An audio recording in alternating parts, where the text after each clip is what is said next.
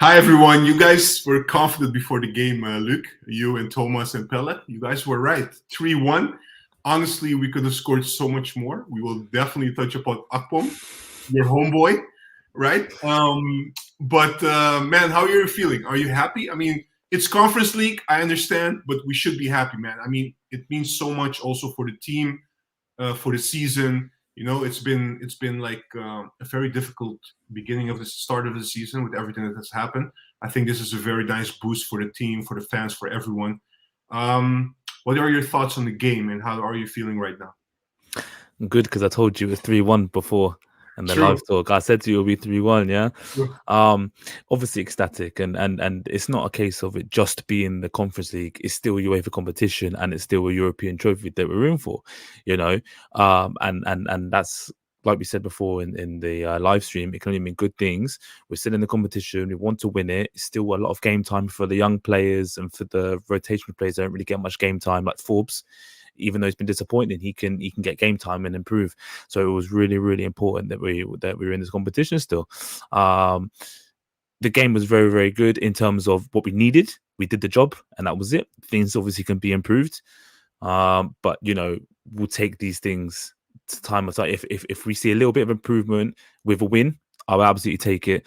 Taylor, I thought, was improving again slowly week by week. He's showing a little bit more, took his goal very, very well, and he's coming up in these little gaps in the box, which I feel really nice. But the only thing that worries me is towards the end of games when we make our substitutions, we then go flat. And then it ends up being us scrappy, winning the ball, losing the ball, winning the ball, losing the ball. But And this one, Luke. Sorry to interrupt you quickly. This one makes sense, right, today, because if you look at the bench, we already had to do so many rotations to the first 11. Berghuis is not here. Bergwijn is not here. Brobbey had to be substituted in the first half due to hamstring, etc.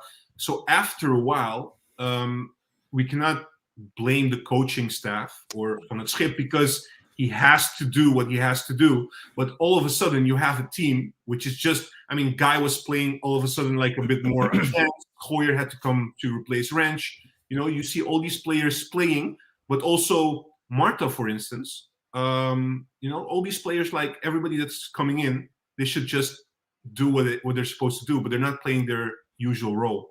So it becomes more difficult for them as a team. absolutely, Yeah. absolutely. But players like Taylor, who offered nothing, are now offering little bits. Okay. For example, Wrench has improved vastly, and it was really, really, really good today before he went off. Taylor got his goal, and he's been putting up little gaps. Okay, defensively, he's very disappointed at times, but he's offering something rather than nothing. But overall, happy with the result, and we're into the next round, baby. Exactly. So we're playing the next round will be a knockout round. We will play against number 2 in the Conference League. I think it's already clear which teams we can play. I'm going to ask the viewers if they had a look already, if they have any favorites they want to play against next year. But coming back to the game, right? Let's point out a couple of things. First of all, what do you think of the pairing, Sutalo and Hato today? It was solid. It was solid to an extent where they've got like a little combination going where I think Sutalo looks a lot more free with the ball. He wants to move up the pitch with the ball and bring it out of defense, and Hato plays like a covering role. That's what it seems to be, isn't it? But we need to give Hato his flowers. He absolutely is bossing it at the moment. There's that tackle in that first half. He's like he's been playing for 20 years. Forget 2 years. Do you know what I mean? I'm still not the biggest fan of Sutalo, but he impressed me today more so than he has the other games. Yeah. Let's talk about, or you already mentioned a little bit the midfield, etc. Let's talk about Sosa. Sosa was playing as a left back. He doesn't always play as a left back. What do you think of his performance today? So prior to the game, I did say that I didn't understand how it was going to work with Forbes, more so with the overlapping, but it seemed that he played his own game, which wasn't the attacking Sosa. It was the defensive, stable Sosa, and he did what he needed to do, and he did it well. Every header that came in, he won. He wasn't messing around with the ball. He was trying to keep the ball nice and easy, keeping the ball circulated, but at the same time, he didn't let anyone get any passes past him. He was staying close to Hato, he was winning his header. So, when you don't do anything wrong in a game, you've had a good game.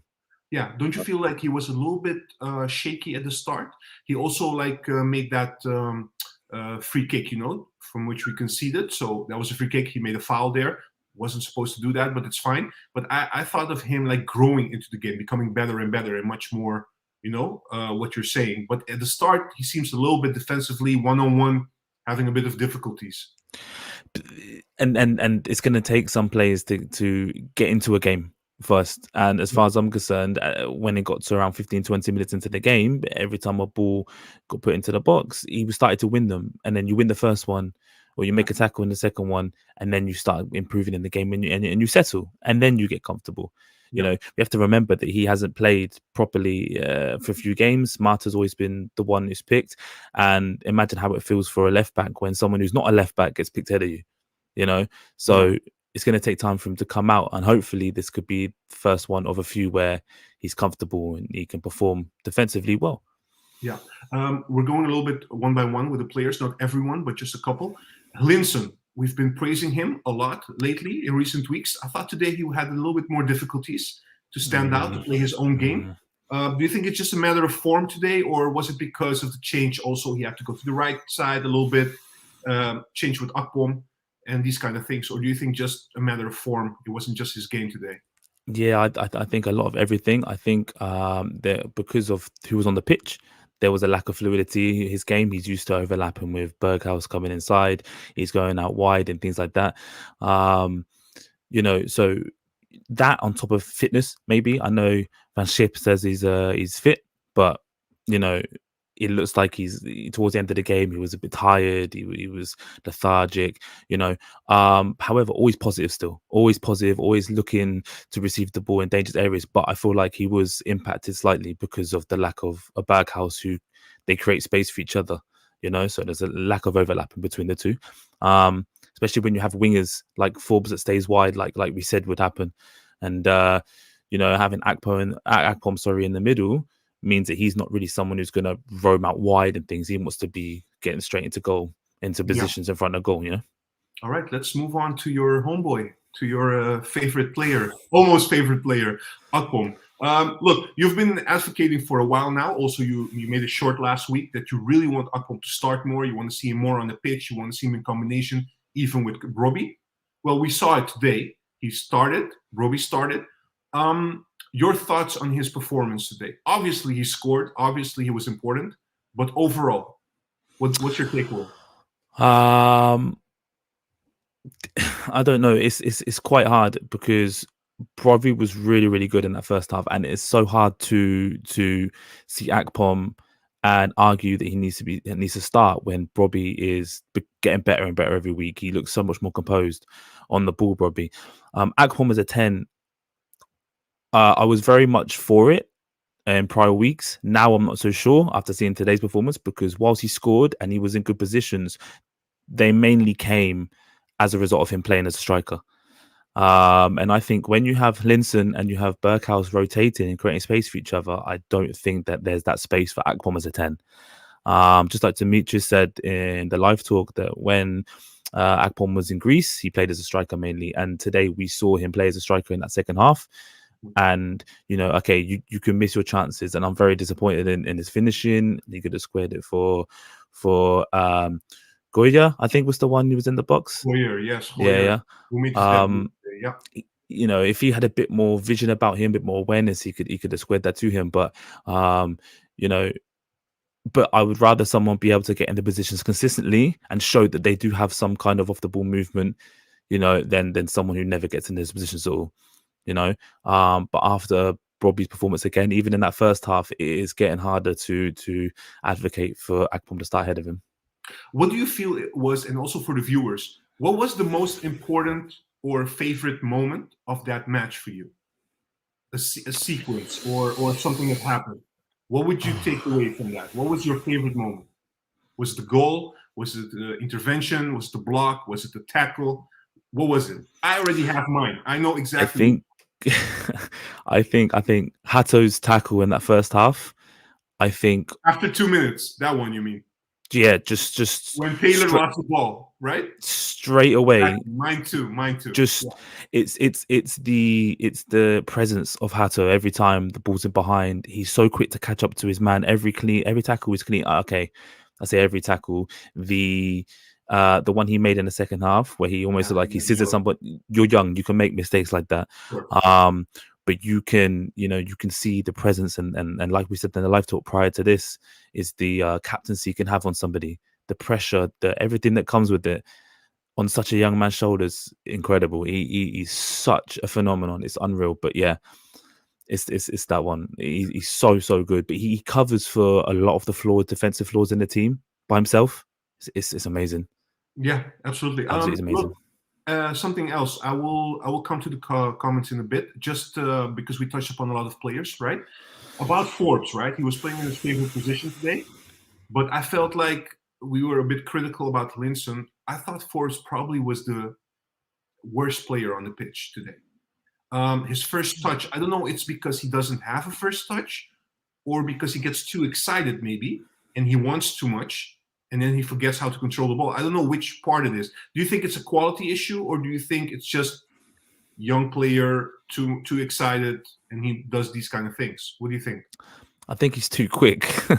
I think that every time he gets the ball, he tries to take so many quick steps that he doesn't even think about controlling the ball. But also, I know he always talk about like a intelligence thing with some of these players, but it looks like he lacks some kind of awareness. When he gets the ball at the edge of the box and he's looking to beat the man, he doesn't look like he knows what he wants to do. You know, there were in the first half, he got the ball on the left. And he cut inside and took like a really big touch that went to Brobbey. Brobbey turned, had a shot, and the keeper saved it. Mm-hmm. That was a complete accident. I don't even think he meant to pass the ball. I feel like he's just meant to drive with the ball. I could be proven wrong, but that's what it looked like initially. And it just, I hope that it's a confidence thing because he's played a lot, and I hope that he really improves it. This is why it's important that we're still in Europe because there's a lot of game time for a lot of players that can rotate, so he can get a lot more game time, especially in in Europe. And then if he improves in Europe, then he can play league matches. That's how it goes. But yeah, very poor today, and he's been poor for a few weeks actually. Every time he's come on, he's not really impressed. Yeah. It's hard to you look at what Bergwijn offers. And then you look what Forbes offers, and it's a bit like pick your poison at the moment, isn't it? Yeah. So disappointing today, unfortunately. Yeah. We're not going to touch about Bergwijn today. So it will come 1 week off. Arguing that hey, there is more fluidity and these kind of things in the attack, but let's not touch upon that. Let me ask you a question, by the way, because you're from the UK, obviously. The ref, man. Seriously, is that the best you have to offer from your country? No, but seriously, what was it? No referee in this country is good. Every week in the Premier League, there is a controversial decision, right, where it's VAR involved. Someone should have been sent off. They never get it right. The referees in this country are awful. That's why they never get taken to the Champions League. That's why they leave them in the Europa League and the Conference League because they're useless. Okay, so, but you know what I don't understand when they. Because they, of course, they have to officiate also in the Premier League, but they never draw these quick yellow cards like they do in Europe. Like today, he started like giving out yellow cards very quickly. Why is that? I don't understand.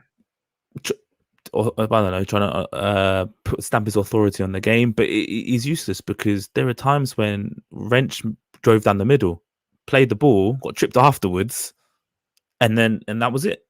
And and then Forbes got pushed off the ball in the second half when he was trying to make it. It's ridiculous. It's the incompetency. Yeah, it's incompetent referees in England that are they're just useless. That's why you never see him in the World Cup. That's why you never see him in the Champions League, in Euros. They are awful. Let's go positive now.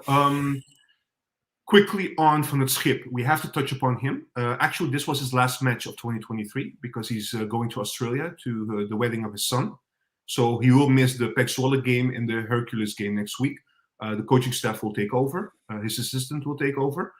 How much can we be positive about what Van 't Schip has done so far since he took over? We could be so positive because look where we were at the start of the season. when we had Stein, and look where we are now. At the very least, we're winning games, and you know, um, and you know, if we're playing football, and who's going to take it over? Is it Maduro that's going to take the team? No, Do we it's know? no, it's going to be the other guy. Oh, okay. They came with them. Yeah. They came with them. Oh, wait a minute. The fella is saying he'll be back for Hercules.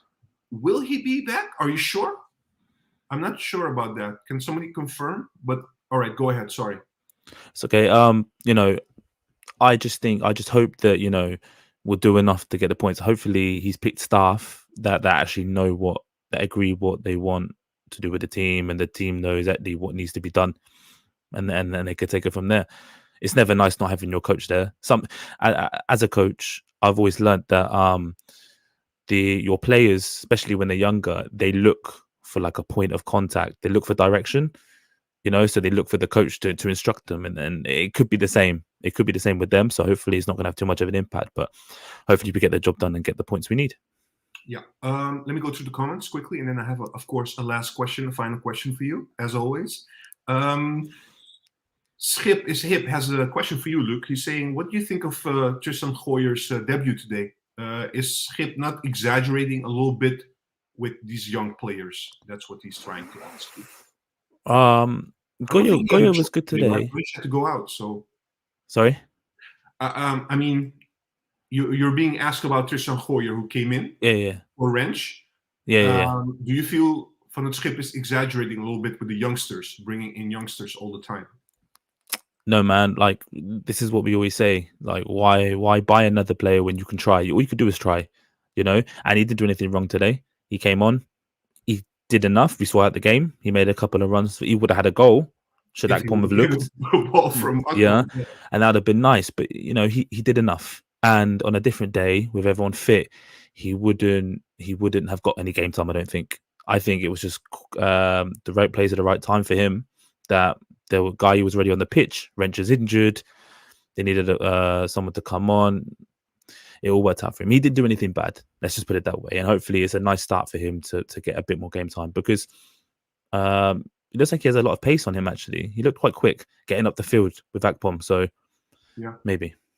We'll see. All right.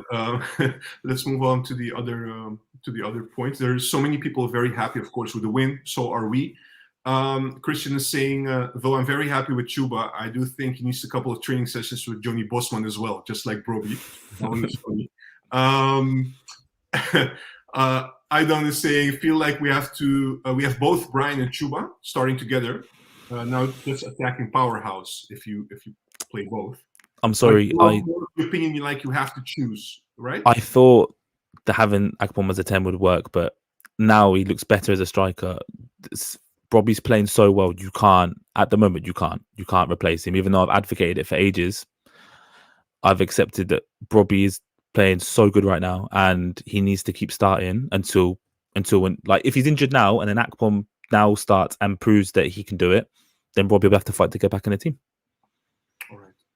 Christian is saying, when are we going to see Mansverk? I believe there was a news this week. He'll be back probably for training camp in January. So hopefully we'll see him then. But it's not sure, because maybe he'll play with young Ajax first. It's not clear, depending on his match fitness. What did he do? His knee? I'm not sure, actually. I forgot what it was. But, it's so long ago. It must have been really bad. I remember it was supposed to be, at the start, we heard it was supposed to be 6 weeks or something. But now it's like, it's been 3 months, even more. So, yeah, it seems like it's so long. Yeah. Pelle is saying, we can build something from this. And while it's far from perfect, it's at least admirable how for the players have come since Fulton Ward left. All right. All right. This is, yeah, everybody's happy here. Even in Dutch, you know. I am very... I think you know this. Ik ben heel blij, right? I am very happy. Happy, exactly. See, lessons. Dutch is catching up. Very good, very good. Also, the youngsters performed very well. True. Also, Pelle, I want to say, just want to point out, I called it Chuba Brace in the pre-stream. He did. A lot of you had it correctly, actually. So yeah, that's good to hear. Look, because a lot of people are reacting now. People are saying Hoyer is the better version of Ranch. I think we have to be a bit more, Wrench is playing very well. Better, Ranch is playing pretty good, man. yeah, reliable at the moment. Yeah. Reliable. Look, this is what happens when people get happy, right? Keith is saying, just saying. Imagine we win the Conference League, right? European champions, greatest comeback in football history. So everything is possible, right? Absolutely. We'll see. We'll see what happens. Yeah. Look, final question from me towards you, and that's what is something that you saw today from this match? Whether it's a player, whether it's defensive something, attacking something, maybe a tactical substitution, something that today you thought, okay, this is something that is new to me, and this is something we can build on for the next games. It's something positive that you can take away, apart from the win, of course, and the European campaign, and we're going through to the Conference League playoff. But something else maybe that you saw. I know it's a difficult question, maybe a vague question, but I just want to ask you this question. That the captain's armband looks so good on Joel Hato, man. All right. Get it off Bergwijn, put it on Hato. No, really. Do you know what? Actually, Ramay has really impressed me with his distribution again, consistently. Okay, he's not going to 100% of the time. He's not going to find it at someone's feet, but a lot of the time when the pressure is on, he kept finding players in space with his passes. I think that really helps when there's a big press going on. But there's not much else that doesn't happen. It like Brobbey holding up the ball. I've always said that I really like him with a target man. You know, Linson looks like he was talking a lot, trying to organise the midfield, which is nice to see from a young player. But